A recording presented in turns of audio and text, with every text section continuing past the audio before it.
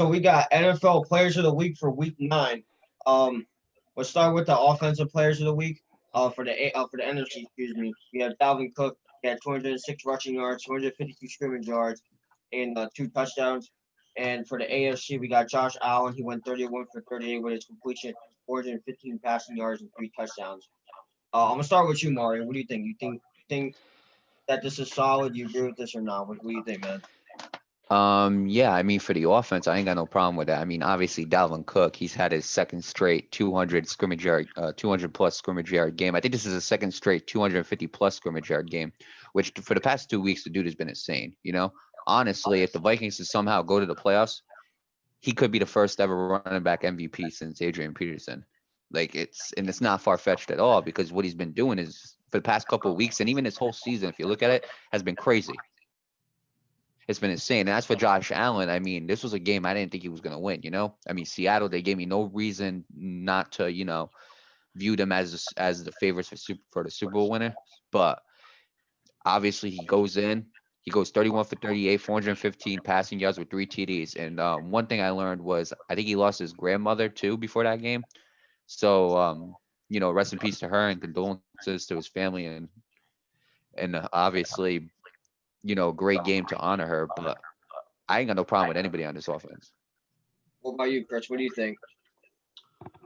For the NFC, no, I think how it happened last week. For the NFC, it was interesting. I was expecting more from Brady. In all honesty, I think he needed a lot. Um, to me, right now, it looks like he's struggling against the Saints. He's 0-2 this year. I thought that after losing him to Drew Brees the first game of the season, I thought we would have seen an outburst and split that series, but we didn't see that.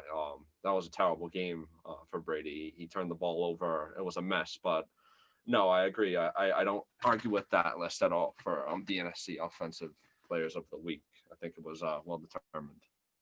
What about AFC? Do you agree with that? For the AFC players of the week, yeah, Josh Allen. I see the Seahawks as a good potential Super Bowl contestant, but for Josh Allen to see what he's doing this year, they're a good competitor in the AFC right now. It might boil down to the Bills and the Steelers, in my opinion. But honestly, anything can happen. But the way that Josh Allen's throwing the ball this year, how he's connecting to Stephon Diggs, he needed somebody like that. And then you got Gabriel Davis too out of UCF, rookie year. He's having an amazing year. So more weapons for Allen. He's moving on the mobility, throwing on the run. That's what he needs to do, and he can carry the ball too. So that's what they needed this week. What about you, Lee? What about you, Lee? For the AFC Players of the Week, NFL Players of the Week, NFC Players of the Week, I agree with the list. I have no qualms about it. It's pretty much status quo guys that were kind of flying under the radar, now getting that recognition, and more guys that are already performing great getting more recognition. I agree with every name on this list. One thing for Josh Allen, Buffalo Bills, Seattle Seahawks matchup, really I didn't really expect the Bills to just run them clean out of the stadium like that. I didn't.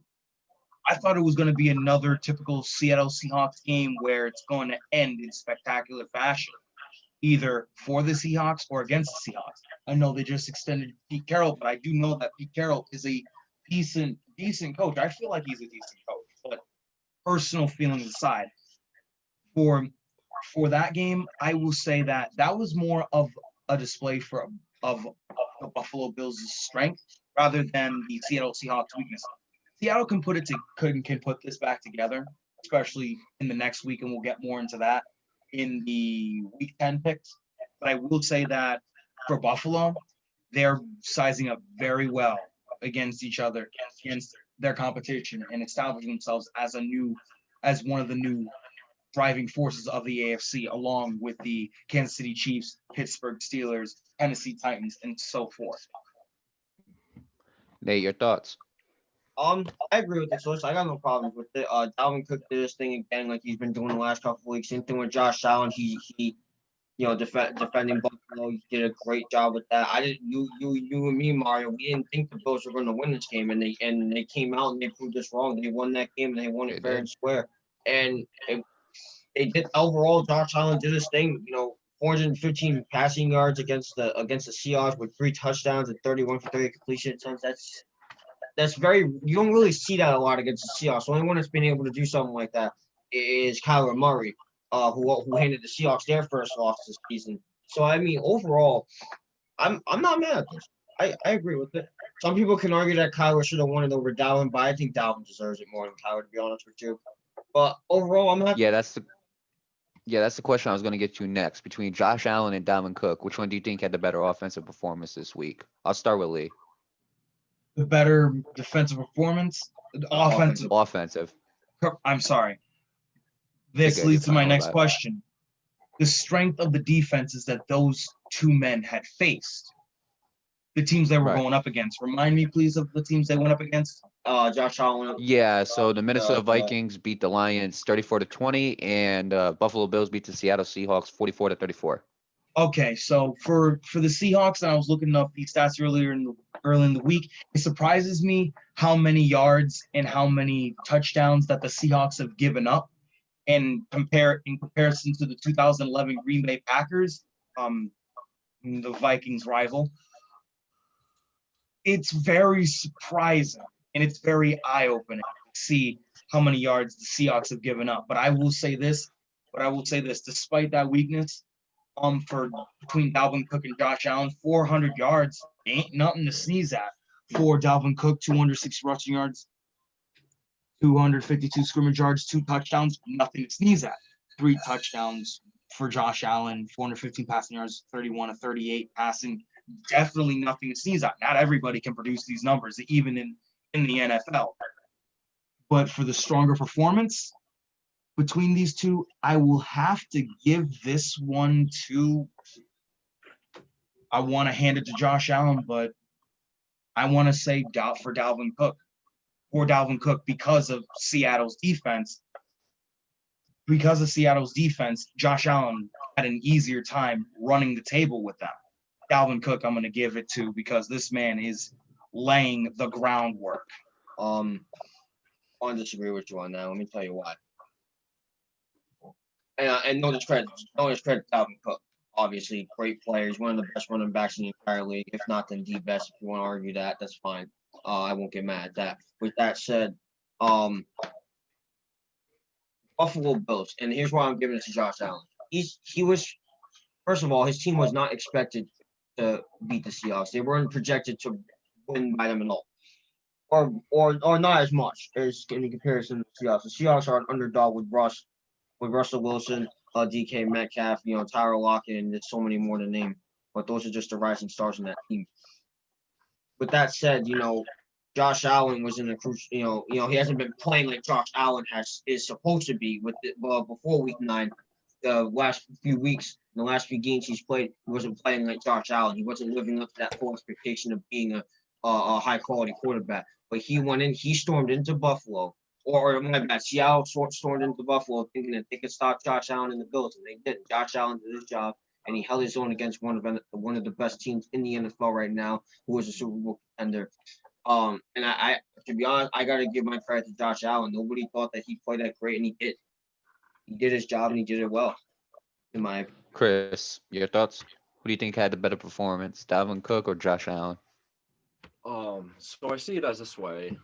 Seattle, back in week 2 when the Patriots went to Seattle, Cam Newton had one of his better performances throwing the ball. Now I see it as Dalvin Cook. Yes, he ran over 200 yards, but he's facing the Detroit Lions, who his biggest concern while running the ball was probably 2 former Patriots, Danny Shelton and Jamie Collins, on their defense.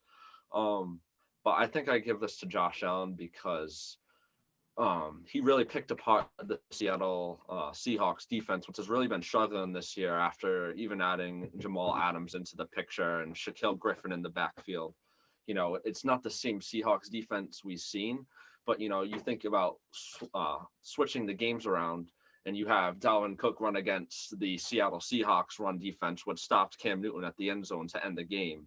you might have a different stat line for Dalvin Cook against Seattle Seahawks. So I mean, Josh Allen threw the ball around. He picked apart Seattle's defense, but you can give the credit to Dalvin Cook for running the ball, but he didn't have much to worry about past the line of scrimmage besides those two former Patriots, in my opinion. So I'm gonna give it to Josh Allen. See, it's really tough. And I mean, I'm a Vikings fan, and obviously, and obviously, I wish I could just tell you Dalvin Cook, no doubt about it, but I can't. See, here's the thing, though. Here's what I learned. So Dalvin Cook, when he played Seattle earlier this year, he ended up getting hurt, so he had to leave the game. That was the start. Remember, he was out for that 1.5 weeks that he was out. That was the start of it. He got hurt in the Seattle game, and he had to leave. Seattle's running defense is actually pretty solid. They're actually a pretty solid run defense. It's their passing defense that isn't that great. Their passing defense has let go of 2,897 yards this year. They said that's the most within the first 9 games since since the Super Bowl era has begun. But speaking of which, Dalvin Cook, he had 67 yards. He had 67 yards, I believe, before he left that game. So then they bring in the second stringer, Alexander Mattison. Alexander Mattison has a 100-yard rushing game against the Seattle Seahawks. But we're not talking about that. We're talking about like this week. Josh Allen goes 31 for 38, 415 passing yards and threes on one of the worst passing defenses in the league. Dalvin Cook goes 206 rushing yards, 252 total scrimmage yards, and 2 TDs against one of the worst defenses in the Lions. So it is a really hard thing to determine. It really is.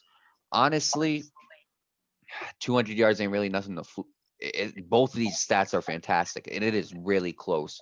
But I'm gonna go with Josh Allen, and the reason why I'm gonna say Josh Allen is because nothing against Dalvin Cook. I think these are equal performances, but the only reason why I'm gonna say Josh Allen is because he walked into this game where everybody doubted him. Nobody doubted that Dalvin Cook was gonna rush a whole tornado at the Detroit Lions. Nobody was doubting that. Most of us knew Dalvin Cook was gonna have a great rushing game, but none of us expected Josh Allen after the last few weeks that he had before this. And after losing his grandmother at that, none of us expected Josh Allen to throw 415 yards against the Seattle Seahawks and get a win out of it with 3 TDs and no picks. So just because of that, I'm gonna give it to Josh Allen. But great performances by both men. I agree. I'm gonna get to the defensive players of the week just for time's sake. Jeffrey Simmons. He is help me out here, Mario. Is he NFC? Am I right? He is AFC. AFC. All right. So he is the AFC defensive player of the week. He's got 3 tackles, 1 pass defended. He had a fumble recovery and a forced fumble. And NFC defensive player of the week is Foye Oluokun. I definitely butchered that, Mario. How you Yeah, pronounce it's that, Mario? Foye. It's Foye Oluokun. Oluokun. All right. Oluokun. All right. He had 10 tackles. He had a sack and a pass defended. Those are some pretty nifty stats as a defender. So I'm gonna start with Mario. What do you think, man? Yeah, honestly, if I gotta be honest, I am personally, I don't agree with it. I'm gonna go with the NFC. Let me tell you why. So I'm doing Foye Oluokun, right? Hmm. Here's the thing: Foye Oluokun, 10 tackles, good job. A sack and a pass defended. That's pretty good. Not gonna lie to you, right? For NFC, I'm gonna go with Logan Ryan. And I said this earlier in the week. I was gonna go with Logan Ryan. Here's why: Logan Ryan had an interception, 6 tackles, and a forced fumble. Personally, for a corner, I think that's really good. And the fact that he didn't make it, I mean, personally, I think he deserved it over Foye, to be honest. I know he had 4 less tackles, but again, he also had a forced fumble, something that Oluokun didn't. He had an interception, something that Oluokun didn't, but we all know Oluokun's defensive lineman and Logan Ryan's a corner. We're expecting him to get that. But again, most likely a forced fumble is going to come out of a defensive lineman or a linebacker. It does happen to corners, if obviously the guy catches the ball and he hits it. But honestly, I think Logan Ryan could have got NFC Defensive Player of the Week. As for Jeffrey Simmons, 3 tackles, 1 pass defense, and fumble recovery and a forced fumble, you can make a case that Tre'Davious White on the Buffalo Bills could have got that award too. He had 7 tackles, 1 tackle for loss, and an interception. So I mean, you couldn't make an argument that Tre'Davious White could have got the AFC Defensive Player of the Week over Jeffrey Simmons. But honestly, in my opinion, I think Logan Ryan definitely deserved it over Foye Oluokun. Your thoughts, Chris? I'll go to you first. For the defensive, you said. Yeah, for the defensive player of the week. All right, so let me see. I just gotta pull it up on my phone with a list. Let me see what it says. And if I can find it. um, for some reason I can't pull it up on my phone. But Yeah. I like I'll give you the the- stats. You want the stats? yeah, that works.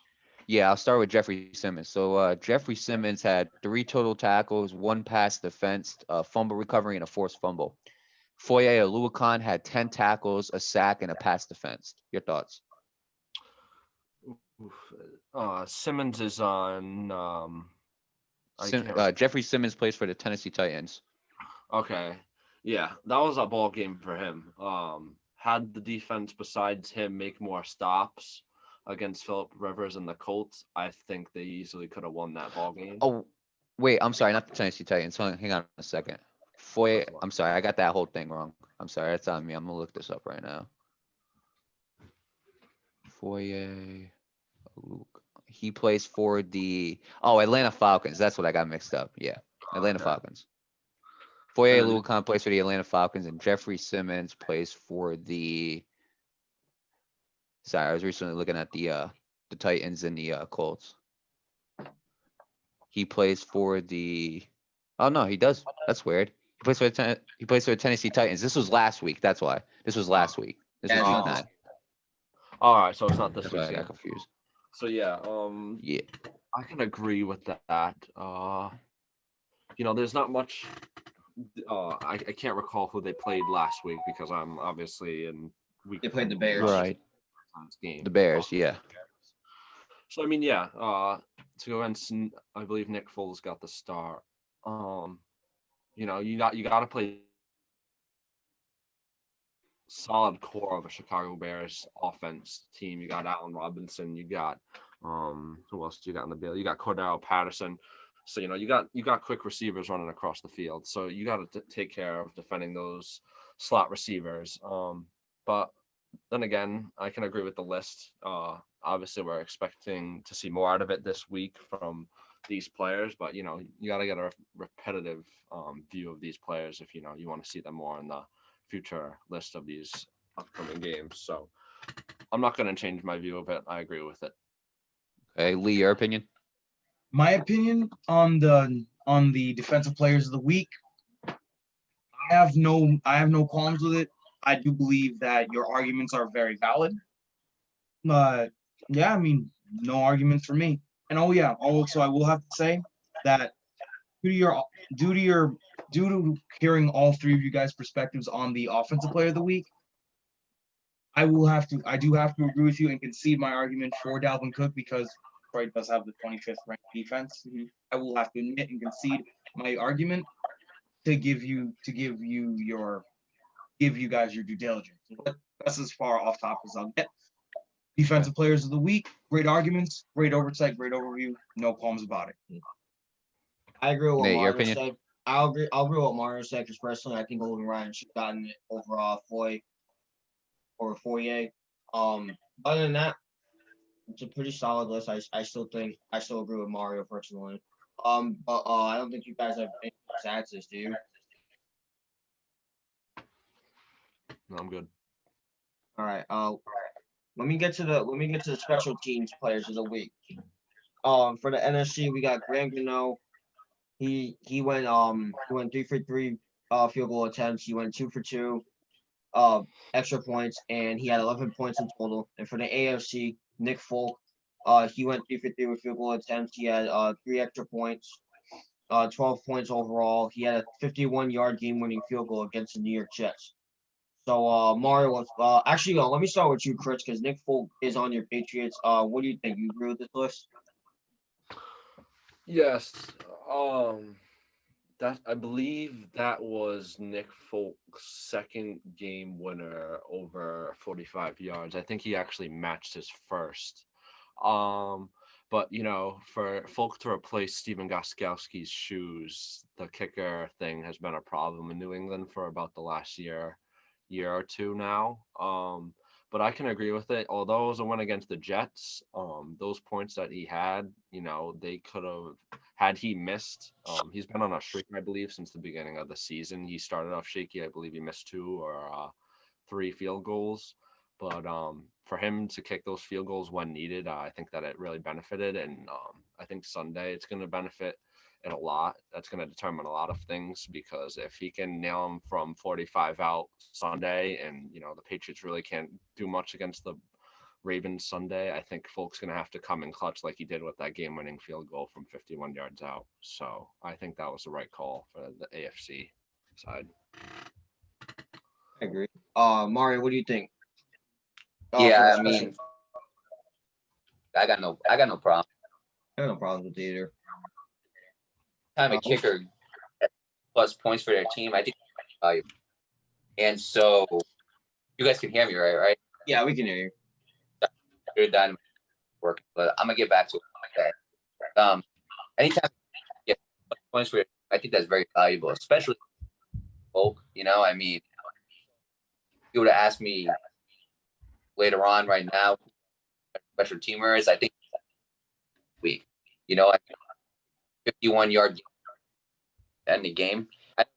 Jets, but still kicking a 51-yard winner. That's pretty impressive. And so, when last year the guy Stephen Gostkowski and brought in Nick Folk, but for this week, I think you proved his worth. Yeah. Before I get to leave Mario real quick, you should probably put on the headset because you're a little laggy there. Oh, okay, my bad. Yeah, you're good. You're good. Lee, what do you think?